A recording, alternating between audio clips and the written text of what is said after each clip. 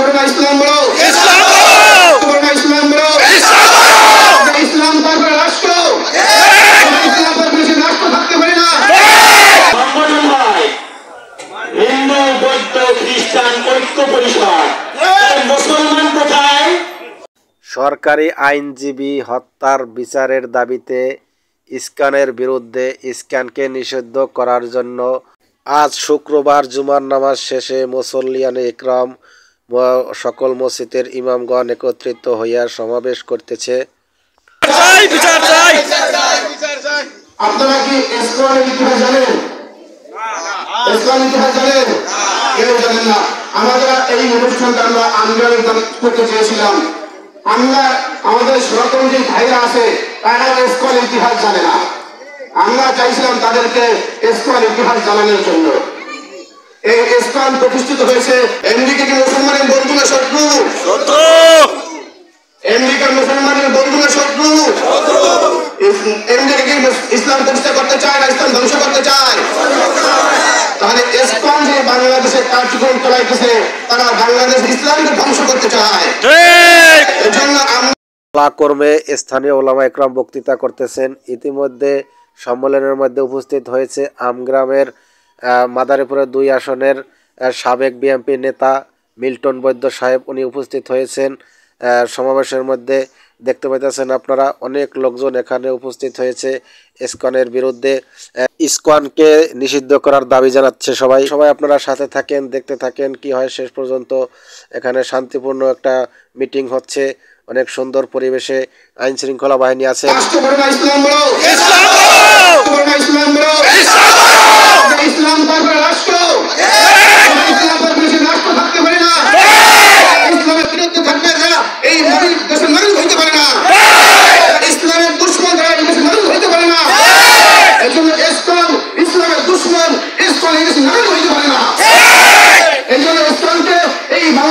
নিষিদ্ধ করতে হবে।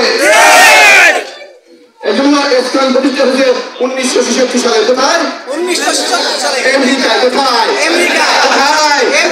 আমেরিকায়। এই আমেরিকা ইসলামের মাধ্যমে আমাদের দেশের ইসলামকে ধ্বংস করতে চায়। আমরা আমাদের দেশ থেকে ইসলাম ধ্বংস করতে দেব না। এই সমস্ত সনাতন ভাইরা ইসলাম এই ইসলামের খপ্পরে পড়ে আমাদের মুসলমানদের বিরুদ্ধে প্রতিবাদ করতেছে।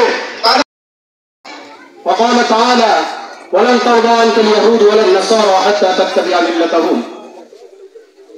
আলোচনা দীর্ঘ করার কোনো সময় নেই, শুরু করে এই জন্য সংক্ষিপ্ত আকারে 2-1টা কথা বলছি।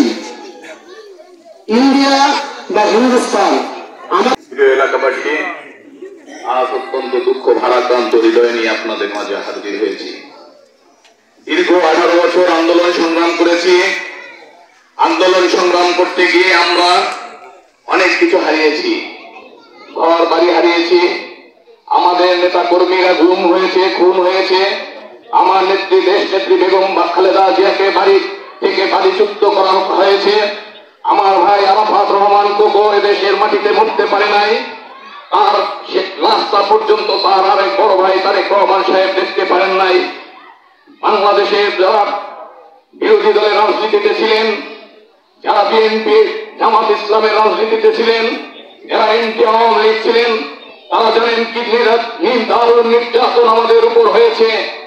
শুধু কি আমাদের উপর হয়েছে? আমাদের উপর হয় নাই। আপনারা এখানে যারা আছেন আলেম সমাজ, আপনাদের তো কোনো দাবি নাই।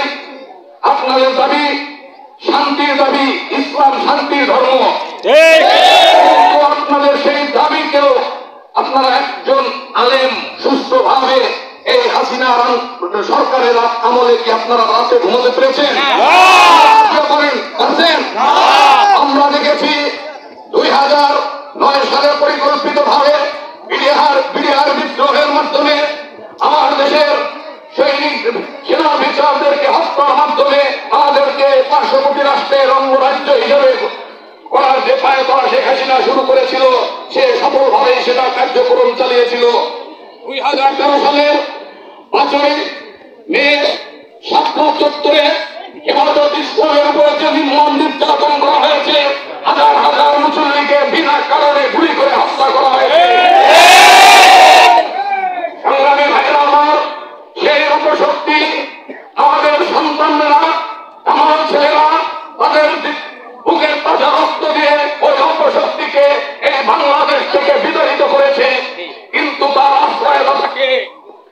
বাস্তবায়ন তারা কিন্তু সেই পার্শ্ববর্তী দেশ সেখানে সে আশ্রয় নিয়েছে। সে আওয়ামী লীগ, দেশে কোন আওয়ামী লীগ নাই, আছে আওয়ামী লীগ আছে, কিন্তু এই আওয়ামী লীগ আছে তারা নিজেদের পরিচয় দেয় না। তারা এক এক সময় এক এক সংগঠনের নামে এক এক সময় আনসার লীগ হয়, ইসকন লীগ হয়, হিন্দু লীগ হয়, এদের উপর ভর করে এই দেশকে অস্থিতিশীল করার পায়ে তারা চালাচ্ছে। আমরা কি আমাদের এই 18 বছরে যে অত্যাচার নির্যাতন হয়েছে সেটা ভুলে যাব? তাড়াতাড়ি আমরা ভুলে যাব না। আঙ্গামের মাটিতে মিছিল হয়েছে, মিছিল থেকে মসজিদে ইট মারা হয়েছে, কাদের নির্দেশে সেটা হয়েছে আমাদের কাছে কিন্তু সেই ডকুমেন্ট আছে। ওই মিছিলের নেতৃত্ব কারা দিয়েছে আমরা সবকিছু জানি। আপনারা মনে করবেন না যে আপনাদেরকে আমরা ধৈর্যের পরিচয় দিচ্ছি, এর অর্থ আমরা দুর্বল। আমরা বিশ্বাস করি, প্রত্যেকটা ধর্ম বিশ্বাস করে, ইসলাম বিশ্বাস করে, ধৈর্যশীলদেরকে আমরা পছন্দ করে। আওয়ামী লীগের নেতারা উস্কানি দিয়ে সাম্প্রদায়িক সম্প্রীতি নষ্ট করে এই বাংলাদেশকে একটি কার্যকর রাষ্ট্রে পরিণত করবেন, সেই আশা আমরা আপনাদেরকে সফল হতে দিব না। মসজিদে দাঁড়িয়ে বলছি, আমরা কি সেটা হতে দিব না? সে যত বড় শক্তিশালী হোক না কেন, তার বিরুদ্ধে আমরা দুর্বার আন্দোলন করে তুলব। যত বড় শক্তিশালী হোক না কেন, তার বিচার এই বাংলার মাটিতে হবে, শেখ হাসিনার বিচারও বাংলার মাটিতে হবে। আপনারা দেখেছেন 5 তারিখের পরে বাংলাদেশের হিন্দু, মুসলমান, বৌদ্ধ, খ্রিস্টান আমরা সবাই বাংলাদেশি, আমরা একটা সুন্দর পরিবেশে বাস করতেছিলাম। এবার দুর্গা পূজায় কোনো ঘটনা ঘটেছে? আপনারা এই মাদ্রাসার ছেলেরা, মুসল্লিরা, এমপি নেতা কর্মীরা আমরা পাহেরা দিয়ে একটা সুন্দর পূজা উদযাপন করতে দিয়েছি। সংগঠন হয় হিন্দু, বৌদ্ধ, খ্রিস্টান ঐক্য পরিষদ। মুসলমান কোথায়? মুসলমান আল্লাহ সাল্লাল্লাহু আলাইহি ওয়াসাল্লাম বলেন আল কুফরু মিল্লাতুন ওয়াহিদা, সমস্ত কাফের সম্প্রদায় এক, আর মুসলমান একমাত্র এক জাতি আর একাই থাকবে। তো সংখ্যালঘু কারা? মুসলমানরা। আমরা রাত জেগে আপনাদের মন্দির পাহারা দিই, আপনারা রাত জেগে আমাদের মসজিদ ভাঙার পায়তারা করেন। আমরা রাত জেগে আপনাদের জানমালের নিরাপত্তা নিশ্চিত করি, আপনারা দিনের বেলায় আমাদের মুসলমান ভাইকে কুপিয়ে কুপিয়ে হত্যা করে।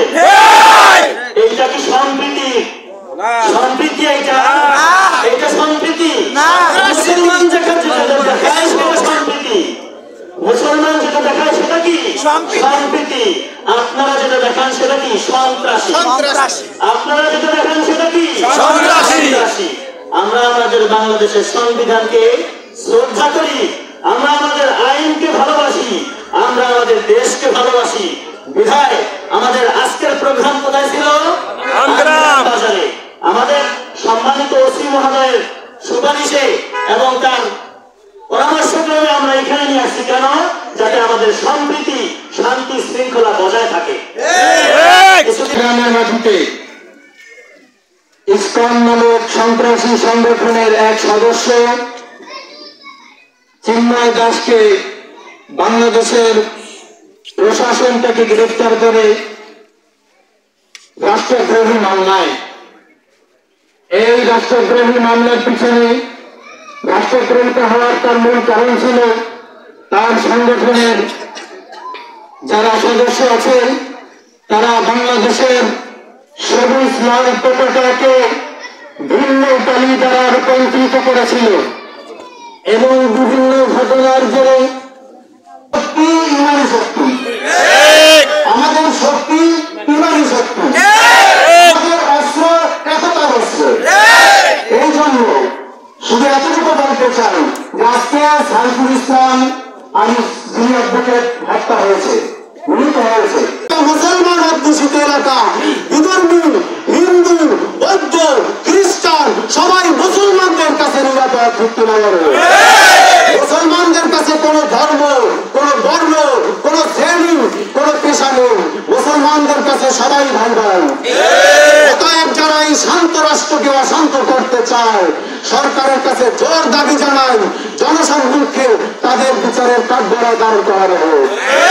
বিচার নয়, যেভাবে তাদেরকে হত্যা করা হয়েছে দিবালোকে হাজারো মানুষের সামনে, আদালতের সামনে তাদেরকে দিবালোকে ফাঁসির কাস্টে ঝুলানো হবে।